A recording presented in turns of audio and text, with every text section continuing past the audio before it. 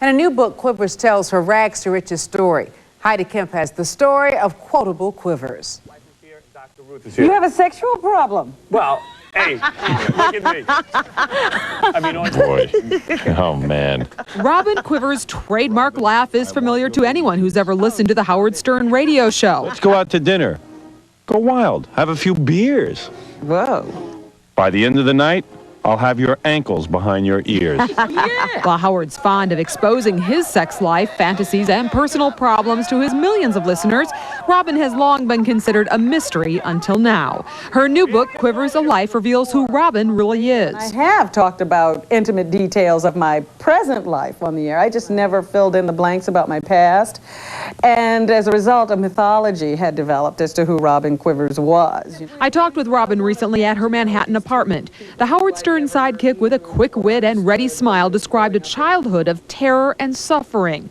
She was sexually abused by her father and beaten by her mother. As a young woman, she jumped from job to job as a nurse, found herself in the Air Force, and then wound up in California without a job, money, or a home. Because you don't know what the reaction is going to be. In fact, Howard was like, oh my God, Robin. This is really going to change people's perception of you. Robin and Howard have been a team for 15 years, but the early years were volcanic.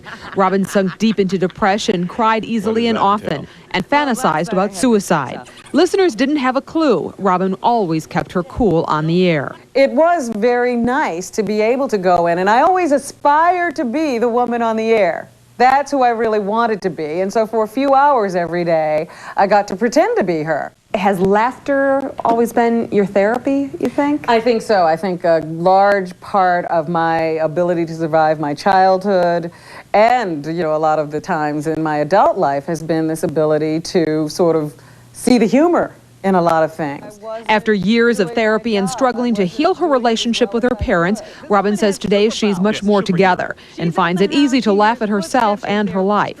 Do you think of yourself as a role model for women? I don't think of myself as a role model. I think that I try to do the best I can every day, and if you want to take a lesson from that, that's okay. But you can look at my life and I wouldn't ask anybody to walk the same path. How did your parents react? I'm assuming they read it. My mother looked at me and she said, my God, Robin, this is hell. Your life was hell. And I said, yes, it was. During the course of that conversation, my father admitted to me for the first time that he had been terribly abused as a child. He was beaten so badly by his father a number of times that he thought he was going to die. On the face of it, Robin seems to be well over the pain and fully enjoying her celebrity. She arrived for her book party aboard a flatbed truck and hobnobbed with Stern Show regulars like Gilbert Gottfried and Richard Belzer.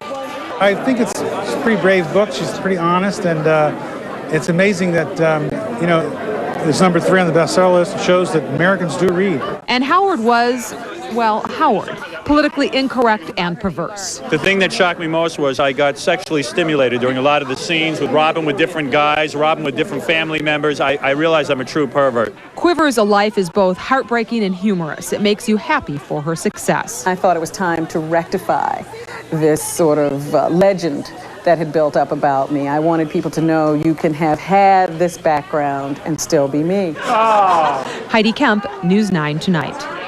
When Heidi asked Robin if there will be a sequel, Robin Quivers said jokingly, yes, I'm still alive. Well, just ahead, Lloyd with a 5-day forecast.